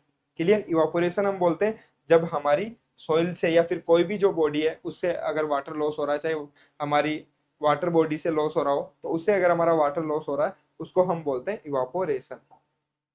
क्लियर? बात करते हैं नेक्स्ट क्वेश्चन की। नेक्स्ट क्वेश्चन क्या बोल रहा है? A method of irrigation in which water is applied on पर प्लांट बेसिस। मतलब कौन सा हमारा इरिगेशन मेथड है जिसके अंदर पर प्लांट बेसिस पे मतलब एक एक प्लांट को जो है वो इरिगेट किया जाता है, वो है हमारा बबलर इरिगेशन। बबलर इरिगेशन में कुछ इस प्रकार से हमारे एमिटर्स होते हैं, जो हमारी ड्रिप होती है उसी में से यहाँ पे हमने एमिटर्स निकाल देते हैं ऐसे इस प्रकार से प्लांट के अकॉर्डिंग। और मोस्टली जैसे मान लो यहाँ पे एक प्लांट था, यहाँ पे एक प्लांट है, वहां पे एमिटर हमने निकाल दिया, यहाँ पे एक प्लांट है तो यहाँ पे एक एमिटर हमने निकाल दिया। ओके। और ये मोस्टली जो भी हमारे ऑर्चार्ड वगैरह होते हैं ना उनके अंदर, मतलब बगीचों में ये यूज में लिया जाता है। मोस्टली हमारे फ्रूट ट्रीज के केस में बबलर इरिगेशन को हम यूज में लेते हैं। नेक्स्ट है हमारा पल्स इरिगेशन। देखो, pulse irrigation is a type of drip irrigation. Pulse drip irrigation का ही एक टाइप है, जिसके अंदर क्या है, जिस प्रकार से हम सर्ज इरिगेशन होता है ना, कि हम क्या करते हैं ऑन ऑफ मेथड में हम वाटर देते हैं। मतलब कुछ देर के लिए तो हमने इसको, हमारा ड्रिप है, ये मान लो यहाँ पे ड्रिप लगी हुई है हमारी, ठीक है, ये एमीटर्स है इसके अंदर। तो इसमें हम क्या करेंगे कि 15 से 20 मिनट के लिए, मान लो एग्जांपल दे रहा हूं मैं, 15 से 20 मिनट के लिए ऑन कर दिया, फिर वापस से हम ऑफ कर देंगे, फिर ऑन करेंगे, फिर ऑफ करेंगे, जिससे क्या है कि हमारा वाटर का लॉस नहीं होगा। और हम लॉस को बचाना चाहते हैं, कम से कम हमारा लॉस हो, इसलिए ऑन ऑफ सिस्टम हम बोल सकते हैं ये ड्रिप इरिगेशन का। पल्सेज में हम इसमें वाटर देते हैं। और नेक्स्ट जो हमारा टाइप है वो माइक्रोजेट है। माइक्रोजेट मोस्टली यूज में लिया जाता है जो हमारे जैसे बगीचे हो गए या फिर ग्रास हो गई, जहाँ पे हमें रेगुलर वाटर अप्लाई करना है, वहां पे माइक्रोजेट को यूज में लेते हैं। फॉगिंग सिस्टम है, ये किसी भी टाइप का इरिगेशन सिस्टम नहीं है। मोस्टली आपने देखा होगा जो भी हमारे पोली हाउस वगैरह होते हैं तो उसमें ऊपर फॉगर्स लगे होते हैं, जो कि मतलब ह्यूमिडिटी को इंक्रीज करने के लिए मोस्टली यूज में लिए जाते हैं। तो ये किसी भी प्रकार का इरिगेशन मेथड नहीं है, तो इसका आंसर होगा हमारा बबलर इरिगेशन। ओके बेटा, नेक्स्ट बात करते हैं हम कि जो हमारे, देखो क्वेश्चन क्या है पहले इसको पढ़ लेते हैं। The major site of uptake of soil applied herbicides are. मतलब हम दो तरीके से हेर्बिसाइड अप्लाई करते हैं, या तो हम फोलिएज के थ्रू अप्लाई करेंगे या फिर सोइल के थ्रू। सोइल के थ्रू हम कौन से? मोस्टली जो प्री प्लांट इनकॉर्पोरेशन, तीन टाइप के हमारे herbicide on the basis of application method, time of application, तीन टाइप के हमारे हर्बिसाइड होते हैं। एक होते हैं प्री प्लांट इनकॉर्पोरेशन, मतलब वो हर्बिसाइड जिनको हम इनकॉर्पोरेट कर देते हैं किससे? प्री प्लांटिंग सोविंग करने से पहले, बिफोर सोविंग जो हम हर्बिसाइड अप्लाई करते हैं उनको हम बोलते हैं प्री प्लांट इनकॉर्पोरेशन। और मोस्टली इसके अंदर जितने भी हमारे जो डाई नाइट्रो एनिलीन ग्रुप के हेर्बिसाइड होते हैं, dinitroaniline aniline group के हेर्बिसाइड होते हैं ना, मोस्टली जो भी हमारे फ्लूक्लोरालीन हो गए या और हेर्बिसाइड, एक्सेप्ट पेंडीमिथालिन को छोड़कर जो भी हमारे डाई नाइट्रो एनिलीन ग्रुप के हेर्बिसाइड होते हैं वो सभी प्री प्लांट इनकॉर्पोरेशन टाइप के होते हैं। क्यों? क्योंकि उनकी वोलेटिलिटी जो है वो हाई होती है। हाई वोलेटिलिटी मतलब कि अगर हम उनको सोइल पे अप्लाई करेंगे तो उनका लॉस हो जाएगा, उनके अंदर हाई वोलेटिलिटी पाई जाती है, जिसकी वजह से हम उनको इनकॉर्पोरेट कर देते हैं सोइल के अंदर। सेकेंड टाइप हो गया हमारा प्री इमरजेंस मतलब जो हमारी क्रॉप है उसकी इमरजेंस से पहले, क्रॉप के इमरजेंस से पहले, इसमें क्रॉप और वीट दोनों कई बार आ जाते हैं कि दोनों के इमरजेंस से पहले नहीं, ओनली उसका प्रिंसिपली क्या होता है कि जो क्रॉप के इमरजेंस से पहले जो हर्बिसाइड अप्लाई किए जाते हैं उनको हम बोलते हैं प्री इमरजेंस हर्बिसाइड। नेक्स्ट होता है हमारे पोस्ट इमरजेंस, जो कि हम जानते हैं कि जैसे 2,4-D हो गया या जो भी हमारे हर्बिसाइड हो जिनको हम अप्लाई करते हैं, हम जिसको फोलिएज, जिसके अंदर मोस्टली जो है हमारा फोलिएज एप्लीकेशन होता है। ठीक है, तो यहाँ पे जो प्री इमरजेंस होगा और प्री प्लांट इनकॉर्पोरेशन होगा, दोनों में हम क्या कर रहे हैं? सोइल पे अप्लाई कर रहे हैं। तो यहाँ पे क्वेश्चन पूछा जा रहा है कि जो सॉइल पे हम अप्लाई करते हैं जो हर्बिसाइड, उनका एब्जॉर्प्शन कैसे होता है, कौन कौन से जो हमारा पार्ट है जिससे एब्जॉर्प्शन होगा। तो देखो पहला है रूट, बिल्कुल करेक्ट होगा, रूट से तो होगा ही, क्योंकि रूट क्या है, हमारी सॉइल में ही प्रेजेंट है। देखो किस प्रकार से होता है हमारा जर्मिनेशन, यहाँ पे हमारा सीड है, ये हमारा सीड है, तो इसमें जो होगा हमारा रेडिकल होगा नीचे, रेडिकल से जो है हमारी रूट यहाँ पे निकलेगी, ये हमारी रूट होगी। क्लियर। ऊपर से हमारे प्लूमूल से यहाँ पे हमारा शूट सिस्टम निकलेगा, और इस प्रकार से जो है हमारा प्लांट ग्रो होगा। ओके, तो यहाँ पे बात हो रही है सोइल अप्लाई की, कि रूट से तो एब्जॉर्ब होगा ही, क्योंकि हम यहाँ पे अप्लाई करेंगे तो वो किससे होगा, हमारी रूट से भी एब्जॉर्ब हो सकता है। ठीक है, तो रूट तो करेक्ट हो गया। सूट, अब देखो यहाँ पे अगर ऊपर आ रहा है तो यहाँ पे भी हमारा हर्बिसाइड प्रेजेंट होगा, तो ये जो सूट सिस्टम है, यहाँ से भी हमारा सूट से भी क्या होगा, हर्बिसाइड का एब्जॉर्प्शन होगा। तो बी भी हमारा करेक्ट है। सी मतलब सीड, सीड से भी, जो हमारा वीड का जो सीड है, हमारा जो वीड का सीड है, मतलब हम प्लांट की बात नहीं कर रहे, ये मैं बात कर रहा हूँ वीड के सीड की। तो जो हमारा वीड का जो सीड है, ये मैं वीड प्लांट की बात कर रहा हूँ, वीड प्लांट की। ठीक है, क्योंकि इसका जो हमारे सीड जो है वो ऊपर ही प्रेजेंट होते हैं ना, मोस्टली 1 to 2 सेंटीमीटर लेयर के अंदर।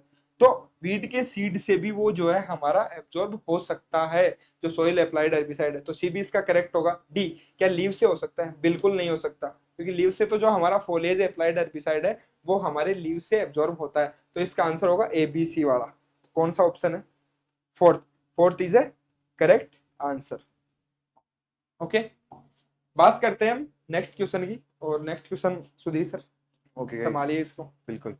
तो ये क्वेश्चन है प्रॉब्लमेटिक सोइल से, और जब भी एग्रोनॉमी की बात आती है प्रॉब्लमेटिक सोइल से आपके पास 4 से 5 क्वेश्चंस हमेशा आएंगे, क्योंकि प्रॉब्लमैटिक सोइल है तो हमें उसको रिक्लेम करना पड़ेगा, और that is why soil scientist और एग्रोनॉमी वालों की और जॉब अलग होती से है। यूनिट मेंशन है, हाँ यूनिट जी, नंबर जो हमारी आई थिंक 8th जो हमारी यूनिट है वो सर प्रॉब्लमेटिक सोइल की है, हाँ इसीलिए एग्रोनॉमी के अंदर कम से कम 5 से 6 क्वेश्चन हमेशा आएंगे। ओके। तो अपन बात करते हैं, दो असर्शन और रीजन की बात है। असर्शन क्या बोल रहा है, असर्शन बोल रहा है कि saline soils are dominated by neutral soluble salts. ठीक है, न्यूट्रल सोल्यूबल सॉल्ट्स की बात कर रहा है, consisting of chlorides and sulphates of sodium, calcium and magnesium. Neutral soluble salts मतलब जिसका जो नेचर है वो न्यूट्रल है। ठीक है, सेलाइन सॉइल्स में न्यूट्रल सोल्यूबल सॉल्ट्स ही होते हैं, और ये बात सही कह रहा है। और आपको पता है कि सेलाइन सॉइल की ईसी कितनी होती है, 4। आपकी यूनिट क्या है, डेसी साइमन्स पर मीटर। आपकी पहली चीज, आपकी जो ईएसपी है, एक्सचेंजेबल सोडियम परसेंटेज, वो कितना है, वो है 15 से कम। और आपके पास ईसी, ईएसपी, और मेजरली दो चीजें को आपको ध्यान रखना है जहां से कंफ्यूजन होती है। ईएसपी में आपको ज्यादा कंफ्यूजन नहीं होती, ईसी में कभी कभी सेलाइन और सोडिक सॉइल में भी बच्चे कंफ्यूज हो जाते हैं। अब दूसरी चीज अपन बात करते हैं, रीजन। क्या ये इसको एक्सप्लेन करेगा, देखते हैं। Sodic soils contain sodium salts, नहीं ये कोई दूसरी ही बात कर रहा है, ये अपनी दूसरी सोडिक सॉइल्स वालों की बात कर रहा है, जिसमें कैपेबिलिटी है कि वो एल्कलाइन हाइड्रोलिसिस कोज कर सकता है, और किससे, मेनली Na2CO3 से।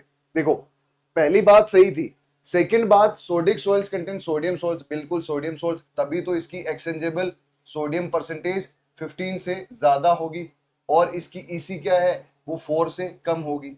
ठीक है बात है। अब ये क्या है, एल्कलाइन हाइड्रोलिसिस होती क्या है, कि देखो जब आपके पास Na2CO3 उन्होंने एग्जांपल दिया, तो अपन इसी से समझते हैं। जब ये वाटर के कांटेक्ट में आता है तो क्या होगा, 2Na बनाएगा, plus HCO3 plus OH minus ions. अब ये क्या कर रहा है, ये हाइड्रोलिसिस करके, हाइड्रोलिसिस मतलब पानी का टूटना, हाइड्रो मतलब पानी और लिसिस मतलब टूटना। तो पानी जब यहां से ये जो H2O है जब ये टूटेगा तो HCO3 माइनस और OH माइनस आयंस बनाएगा। और आपको पता है गाइस, जब OH माइनस आयंस बनेंगे तो पीएच राइज होगा, और पीएच राइज होगा तो जो आपकी सोडिक सॉइल्स है वो और ज्यादा सोडिक बनती जाएगी, क्योंकि इसमें कौन सा है, आपके पास एल्कलाइन हाइड्रोलिसिस हो रही है, और OH minus ions raises the pH. और यही इसी वजह से इसको अपन, ये स्टेटमेंट भी सही है, असर्शन भी सही है, लेकिन ये इसका रीजन नहीं है। That is why both A and R are true, but R is not the correct explanation of A, it is the right answer. अब एक चीज दोस्तों यहां से ध्यान और रखनी है, हमें एक अभी रिसेंटली एक इंटरव्यू में पूछा गया था कि अगर हम सोडिक सॉइल में इरिगेशन ऐड करते हैं या वाटर ऐड करते हैं तो क्या उसका पीएच डाउन जाएगा, मतलब न्यूट्रल की तरफ आएगा, या उसका पीएच ज्यादा होगा या बढ़ जाएगा। तो आप लोग इस चीज के बारे में कमेंट सेक्शन में बताएंगे। बहुत ही प्यारा कॉन्सेप्ट है, अगर आप इस चीज को बता देते हैं तो हम उसको पिन कर देंगे। और इसमें आप जो कॉन्सेप्ट सोचोगे वो सिर्फ इतना मत सोचना कि कम ज्यादा, उसके पीछे की लॉजिकल रीजनिंग भी बताना, तब बहुत ज्यादा मजा आएगा। और सर लॉजिकल रीजनिंग मुझे इसकी बताओ, मतलब पिन कर दोगे मतलब इसकी ठीक है, लॉजिकल रीजनिंग क्या ठीक है, है? ठीक है सर। ये पहले इसकी बता देते हैं। लॉजिकल रीजनिंग मतलब आप लोग पिन करोगे तो उसको बेटर इंगेजमेंट मिलती है ना। देखो होता क्या है, आपको बता ही देते हैं। क्या लोग, आप लोग करोगे नहीं करोगे, कोई एक करेगा, 5 को नहीं आ रहा होगा तो उसका लॉस हो जाएगा। बता होता दो क्या है, सर। आप बता देते हैं कि सर, एक इसको वापस क्लीन कर लेता हूँ मैं, कि हो क्या रहा है कि आप लोगों ने क्या लिया, ये आपकी सोइल है। अब सोइल पे ऑब्वियसली सोडिक सोइल है, तो इसकी एक्सचेंज कॉम्प्लेक्स पे क्या होगा, सोडियम का प्रेसिपिटेशन होगा, हाँ कि ना? हाँ सर। बिल्कुल होगा। अब होगा। जैसे ही आपने इरिगेशन वाटर ऐड किया या पानी ऐड किया, तो इस वाटर में क्योंकि सोडियम की कंसेंट्रेशन ज्यादा है, तो ये सोडियम कहां से, एक्सचेंज कॉम्प्लेक्स से सर कहां आएगा, सोइल सॉल्यूशन में आएगा। आएगा। और सोइल सॉल्यूशन में आ गया सोडियम, तो दैट मींस वो और ज्यादा उसका पीएच बढ़ा देगा। तो जनरली अपने को ऐसा लगता है कि यार पानी ऐड कर दिया तो ठीक है ना, पानी तो फिर ऐड कर दिया तो वो कम हो जाएगा, लेकिन कम नहीं, पीएच और ज्यादा हो जाता है, लेकिन एक लिमिट तक। वो होती है 10 के आसपास, 10 पीएच के आसपास वो लिमिट होती है। उसके बाद में वो पीएच राइज नहीं करता है। और दैट इज वाई ये बहुत ज्यादा इंपॉर्टेंट कॉन्सेप्ट बन जाता है। कभी आपसे पूछ भी सकते हैं, एक बार क्वेश्चन आ भी रखा है, दैट इज वाई हमने यही बता रखा है। सर रुको ना भाई, सोइल के और क्वेश्चन है। आधे क्वेश्चन तो आप सोइल के करा रहे हो, लीचिंग हो गया, ये हो गया, फिर 33%, भाई 50% से ज्यादा सोइल के हैं। नहीं है, नहीं और है। हाँ नहीं है, मतलब क्या है, है? ठीक है गाइस, नेक्स्ट। ये अपना सोइल एनालिसिस से क्वेश्चन है। ऑब्वियसली बहुत अच्छा क्वेश्चन है, आप अगर पढ़ेंगे। असर्शन क्या बोल रहा है, for determination of total nitrogen in soil. हमें अगर टोटल नाइट्रोजन का डिटर्मिनेशन करना है, the sample is usually digested with concentrated H2SO4। हम H2SO4 से कंसंट्रेट करेंगे and the presence of catalyst mixture of K2SO4 and CuSO4। हम टोटल नाइट्रोजन के डिटर्मिनेशन में कंसेंट्रेटेड H2SO4 यूज कर रहे हैं, लेकिन कैटलिस्ट क्या है, K2SO4 और CuSO4, और रेशियो पूछा है, रेशियो बताया है 10:1। तो आपको ये पता होना चाहिए, हाँ ये जो टोटल नाइट्रोजन है इसमें हम यूज करते हैं। अब इसका रीजन क्या दे रखा है, अब K2SO4 जो है वो बॉइलिंग पॉइंट बढ़ाता है H2SO4 का, परफेक्ट रीजन दे रखा है, that promotes oxidation of organic matter. Organic matter जो है आपका, क्योंकि आपको पता है, देखो टोटल नाइट्रोजन मतलब आपको पता है कि नाइट्रोजन का 90 से 95% ऑर्गेनिक मैटर के थ्रू ही आपको मिलता है। तो ऑर्गेनिक मैटर का ऑक्सीडेशन करना पड़ेगा। अगर हमें ऑर्गेनिक मैटर से अगर NH4 बनाना है, अमोनियम बनाना है, तो इसका ऑक्सीडेशन करना पड़ेगा। ऑक्सीडेशन कौन करेगा, ऑक्सीडेशन ऑब्वियसली करेगा आपको कोई एसिड, और कन्वर्जन N टू NH4N बन जाएगा, अमोनियम नाइट्रेट बन जाएगा, अमोनियम नाइट्रोजन बन जाएगा। लेकिन CuSO4 क्या करेगा, CuSO4 एज ए कैटलिस्ट काम करेगा, और जो आपका ऑर्गेनिक मैटर और conversion N to NH4SO4 NH2SO4 है, अमोनियम सल्फेट, उसको रोक देगा। और ये परफेक्ट लॉजिकल रीजनिंग एक्सप्लेन कर रहा है। That is why assertion is true and both A and R are true and R is the correct explanation of A। और इसका जो टोटल नाइट्रोजन, इसके अलावा अवेलेबल नाइट्रोजन में बहुत अच्छे कॉन्सेप्ट्स हैं। अगर आप कमेंट सेक्शन में लिखेंगे तो सोइल एनालिसिस पे बेसिक जो इंस्ट्रूमेंटेशंस हैं, और जो बेसिक आपके पास जैसे नाइट्रोजन के दोनों मेथड्स हो गए, फिर फॉस्फोरस का ओल्सन और ब्रे मेथड हो गया, पोटेशियम का neutral normal ammonium acetate method हो गया। ये बेसिक अच्छे मतलब प्रिंसिपल वाइज हम एक क्लास लेके आ सकते हैं अगर आप कमेंट सेक्शन में लिखोगे तो। इसके बाद अपने पास क्वेश्चन आता है फिर से एग्रोनॉमी का। तो सर प्लीज। कमेंट सेक्शन में लिखोगे तो ही क्लास होगी गाइस। और क्या। बच्चों, ठीक है। सो नेक्स्ट क्वेश्चन है, स्पीड सर बहुत कम नहीं लग रही क्या, मतलब बहुत, ऐसे तो बहुत टाइम लग जाएगा। सर मुझे लगता है 20 क्वेश्चन में ही हो जाएगा ये तो। कोई नहीं, हम बात करते हैं नेक्स्ट क्वेश्चन की। Given below are two statement, one is labelled as assertion और रीजन। देखो असर्शन क्या दिया है, the temperature decrease with height in the troposphere. सही बात है, बिल्कुल। हम जानते हैं कि जो हमारे एटमॉस्फेयर के जो अलग अलग पार्ट है, उसके अंदर जो हमारा ट्रोपोस्फेयर है, उसके अंदर टेम्परेचर इंक्रीज होता है, बिल्कुल इंक्रीज होता है जब हम एटमॉस्फेयर की बात करते हैं। देखो हम डायरेक्टली पहले बात ही कर लेते हैं एटमॉस्फेयर की। यहाँ कर पे लो हम सर। देखेंगे, तो जैसे ही हम ट्रोपोस्फेयर के अंदर अगर हम जाएंगे, सबसे पहले अगर मूव करते हैं ऊपर की साइड में, अगर लेटीट्यूड पे, हायर लेटीट्यूड पे हम अगर जाएंगे, तो हमारा टेम्परेचर क्या हो रहा है, यहाँ पे डिक्रीज हो रहा है। उसके बाद में हमारा ट्रोपोपॉज आएगा, वहां पे हमारा टेम्परेचर क्या होता है, बिल्कुल कांस्टेंट होता है। ठीक है भाई, कांस्टेंट हो गया। उसके बाद में फिर हमारा कौन सा सेकंड स्ट्रेटोस्फीयर स्टार्ट होता है। स्ट्रेटोस्फीयर के अंदर फिर हमारा टेम्परेचर इंक्रीज होगा, फिर हमारा स्ट्रेटोपोज आएगा, फिर उसके बाद में टेम्परेचर हमारा क्या होगा, डिक्रीज होगा, और लोवेस्ट होता है हमारा टेम्परेचर। अगर हम मीजोपोज की अगर बात करें, अगर ये क्वेश्चन आ जाए कि लोवेस्ट कहाँ पे टेम्परेचर होता है हमारे अर्थ पे, तो वो होता है हमारे मीजोपोज पे। उसके बाद में फिर हमारा टेम्परेचर इंक्रीज होगा और फिर और ज्यादा टेम्परेचर हमारा इंक्रीज होगा। तो ये हमारा पैटर्न होता है, जिगजैग पैटर्न होता है। अगर हम बात करें, पहले टेम्परेचर डिक्रीज होगा, फिर इंक्रीज होगा, फिर डिक्रीज होगा, और फिर हमारा इंक्रीज होता है। उसके अलावा हम अगर बात कर ले, जो ट्रोपोस्फेयर है उसके अंदर जितनी भी हमारी एक्टिविटीज है, हमारे वेदर से रिलेटेड जो भी फिनोमिना हो, चाहे वो रेनफॉल हो या कुछ भी हो, क्लाउड का फॉर्मेशन हो, सब कुछ किस में होता है, हमारा ट्रोपोस्फेयर में होता है। सबसे डेंसेस्ट जो हमारा स्फीयर है इनमें से, वो भी कौन है, हमारा ट्रोपोस्फेयर है। सेकंड, अगर हम बात करें जो ट्रोपोस्फेयर है उसमें लगभग अगर हम बात कर ले 85% तक जो हमारी डेंसिटी है वो किस में होती है, ट्रोपोस्फेयर में।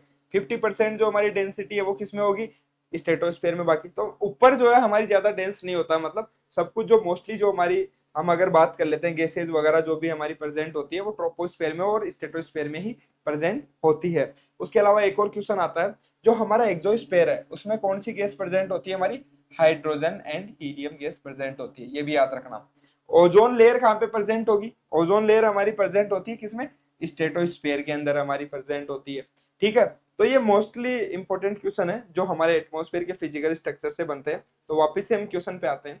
तो क्या बोल रहा है हमारा क्वेश्चन कि the temperature decrease with height in the troposphere, बिल्कुल करेक्ट है, सही बात है, बिल्कुल टेम्परेचर डिक्रीज होता है। सेकेंड स्टेटमेंट क्या बोल रहा है, रीजन क्या बोल रहा है इसका, ozone absorbs ultraviolet radiation in the troposphere. देखो ध्यान से पढ़ो यहाँ पे, ट्रोपोस्फेयर बिल्कुल गलत हो गया यहीं पे, and makes it cool, make it cool, बिल्कुल गलत बात।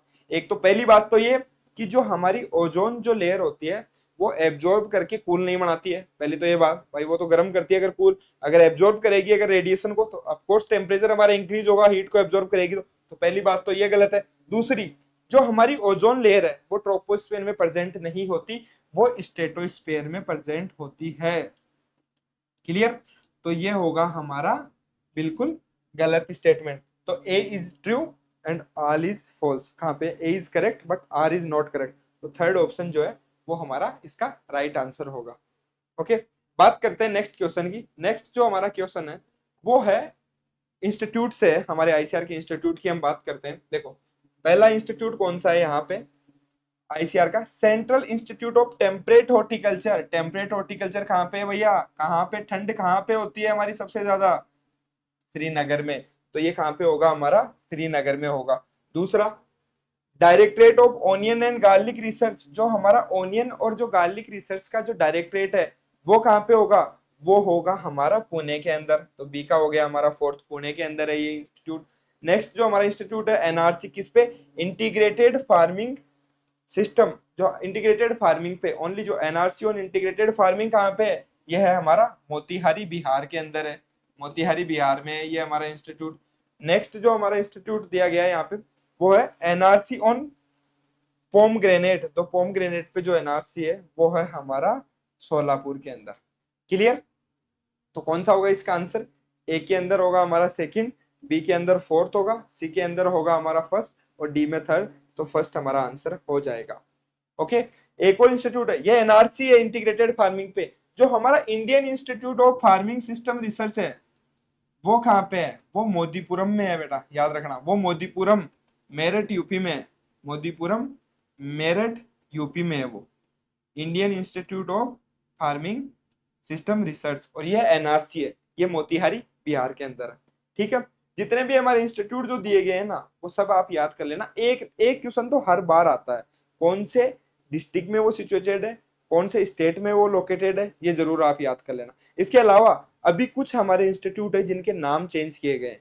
अगर कोई करंट से अगर क्वेश्चन बनाएगा तो यहाँ से क्वेश्चन आ सकता है कि कौन सा जो हमारा इंस्टीट्यूट है उसका पहले क्या नाम था और अभी नया क्या नाम है, तो वो भी आप लोग जरूर देख लेना। अगर आपके पास उसकी पीडीएफ अवेलेबल नहीं है जो भी नेम चेंज हुए, तो आप कमेंट सेक्शन में लिख देना, वो हम हमारे टेलीग्राम पेज पे शेयर कर देंगे। ठीक है, नेक्स्ट हम क्वेश्चन की बात करते हैं, विच of the following is not a seed germination inhibitor. मतलब जो ऑप्शन दिए गए हैं उनमें से कौन जो है हमारा, कौन सा जो एलिमेंट है या हम बोल सकते हैं कौन सा जो हमारा केमिकल है जो कि सीड जर्मिनेशन इनहिबिटर नहीं है।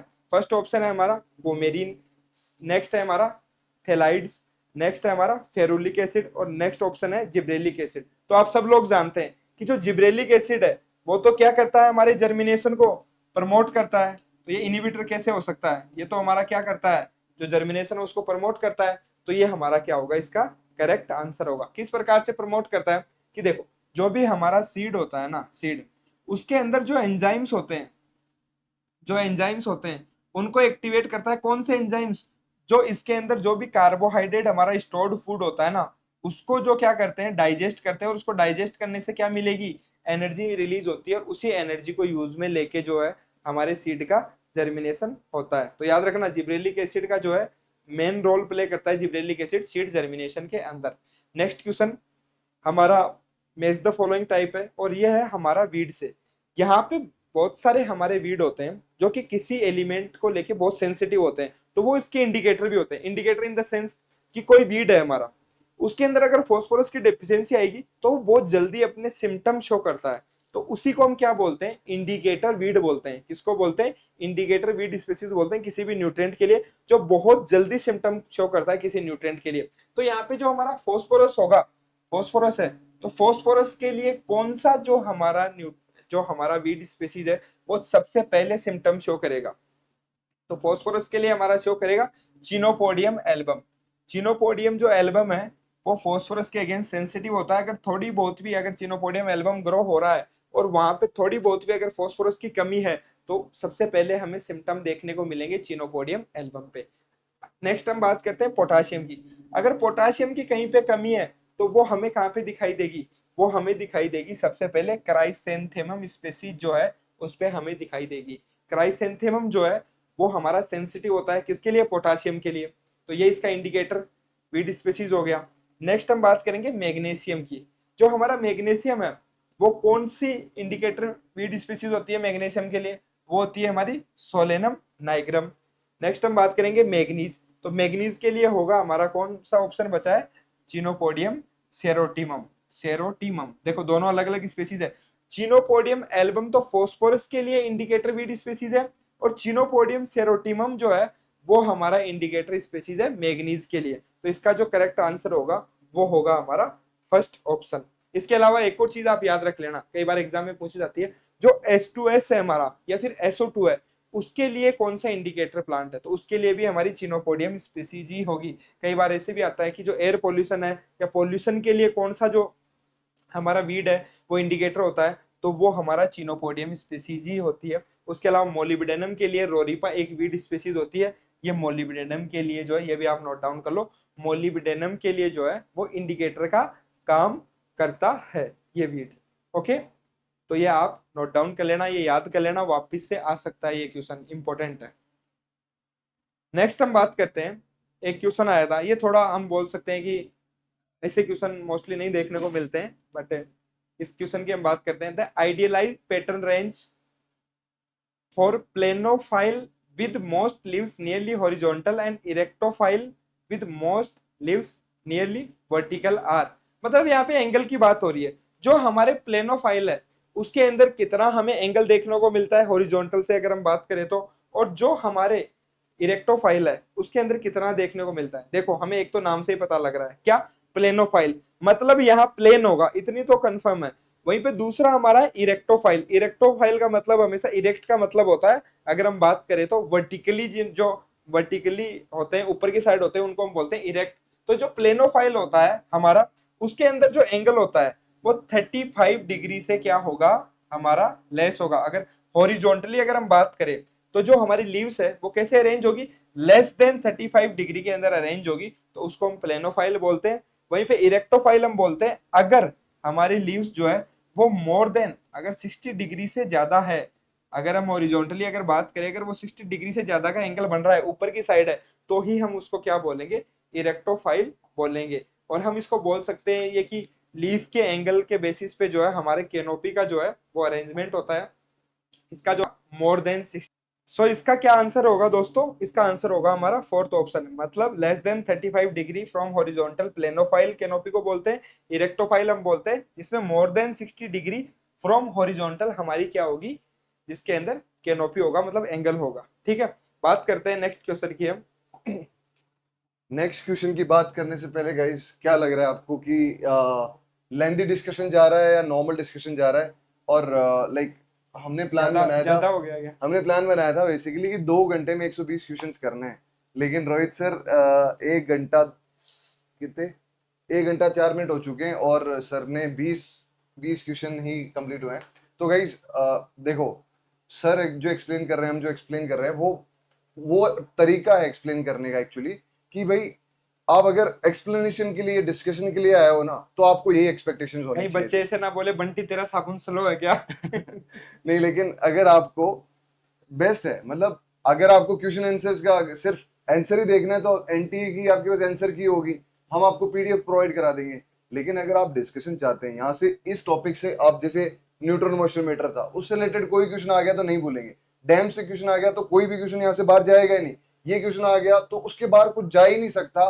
वो वाली स्ट्रेटेजी इन पर्टिकुलर क्वेश्चन में हम लगा रहे हैं। अगर आपको लगता है कि सर ये ठीक जा रहा है, हमें 20 क्वेश्चन 1 घंटे में मिल रहे हैं, लेकिन उस 20 क्वेश्चन में हम 120 क्वेश्चन बना के उनको सॉल्व कर पा रहे हैं, तो that is the best way. हमारे हमारे को भी यही लगता है, बट ऑल वी और कैन डू इज, सेटिस्फेक्शन नहीं मिलेगा फिर अगर हमें रेटिंग लगानी होगी कि हाँ बेटा ठीक है मैच द लिस्ट कर दो भाई, फर्स्ट का फोर्थ आएगा, सेकंड का थर्ड आएगा, तो वो तो चीज बताने में क्या मतलब। वो एग्जैक्टली, तो लेकिन आप हम, लोगों को पता है, वो तो पीडीएफ और में हमारा ये अवेलेबल है। पायलट प्रोजेक्ट ही है, सब कुछ हम वही करेंगे बेस्ड ऑन योर सजेशंस। आप अगर जैसे सजेशंस दोगे कि सर ये ठीक चल रहा है, 20 मिनट में हम 120 क्वेश्चन इन डायरेक्टली कर रहे हैं, 20 क्वेश्चन आपने सर ने करवाए, लेकिन 120 क्वेश्चन जैसे सोल्व कर लेंगे, और अगर आप जैसे सजेशन देंगे उसके हिसाब से हम आगे चलेंगे।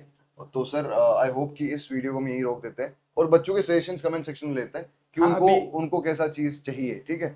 उसी के अकॉर्डिंग, मतलब जो भी आपकी नीड हो हम तो उसी अकॉर्डिंग सॉल्व करवाएंगे। और हम्म, आप अगर चाहते हो कि मतलब 2 घंटे के अंदर जो है कंप्लीट पेपर को हम सॉल्व करवाए, तो कंप्लीट पेपर भी हम सॉल्व करवा सकते हैं, उसके अंदर केवल हमें आंसर बताना है, और वो हमारे लिए ज्यादा इजी होगा। बट हम चाहते हैं कि यार स्टूडेंट्स तक वो चीज पहुंचे जो कि हम दे सके, मतलब मैक्सिमम जो है, जैसे 120 क्वेश्चन है तो उससे एक पेपर से ही सर 120 से अगर हम चार के से, आप करो ना इसको 480, 480 480 नहीं, मतलब मैं मिनिमम बता रहा हूँ 500 क्वेश्चन आप लेके जाओ, ठीक है। आराम से यार, और अगर आराम हम से। 5 साल के क्वेश्चन अगर सोल्व करते हैं, मतलब 500 2500 2500, तो अगर आप 2500 क्वेश्चन अगर यहाँ से आप लेके जाते हो और इनसे फिर बार आप एग्जाम में लिख के ले लो मेरे से। इनसे ये बार जो बार पीवाईक्यूज है ना, हाँ सर इनसे क्वेश्चन आते हैं। सर देखो, 2500 क्वेश्चन अगर आपने कर लिए बेस्ड ऑन पीवाईक्यूज, 21 22 23 दो पेपर हुए थे, 24, ये आपके पास, अगर आपने 4 साल के मतलब 5 पेपर हो गए, अगर आपने ये कर लिए और इनके इस इफेक्टिव स्ट्रेटेजी पे कर लिया कि इतना डिटेल डिस्कशन लिख के ले लो, इससे बाहर अगर 1 2 क्वेश्चन 3 4 क्वेश्चन तो आते ही हैं, क्योंकि वो हर बार आते हैं, नहीं इनसे बात थोड़े बाहर बहुत आ नहीं। सकते हैं, मतलब मैं अरे डिस्क्लेमर लगाऊंगा सर की बात रिकॉर्ड करते नहीं, सच में मतलब नहीं आएंगे हाँ, यार। मतलब बहुत चीजें, मतलब रिवीजन ही हो रहा है एक तरीके से, पूरा कंप्लीट सिलेबस का रिवीजन हो रहा है, हम ये बोल आप सकते हैं। 120 क्वेश्चन को अगर ढंग से करो ना सर, तो पूरा रिवीजन हो जाएगा। हाँ और वो 120 रिवीजन। इंटू 4 कर लो, 500 क्वेश्चन अगर आप ढंग से रिवाइज कर रहे हो, तो इससे बेटर, इससे बाहर क्या आएगा यार? आपके सिलेबस से बाहर आ जाएगा क्या? कुछ नहीं आएगा। लेकिन आप लोग कमेंट सेक्शन में जैसे लिखेंगे, क्योंकि हमारी एनर्जी, हमारी एटीपी है आप लोग, और आप लोग एटीपी दिखाओगे कहाँ? कमेंट सेक्शन में। तो whatever you will suggest we will do that. और विद दिस ओके सर, ठीक है। ओके सो आप जैसे कि और सर अगर ने अच्छा बताया, लगा हो ना, तो फटाफट शेयर कर दो गाइज, और दबा के दबा के दबा मजे के से देखो, और ऐसे तरीके से आए रहे जय वाला हिंद, जय तैयार हिंद। है आप लोगों के लिए। Thank you so much.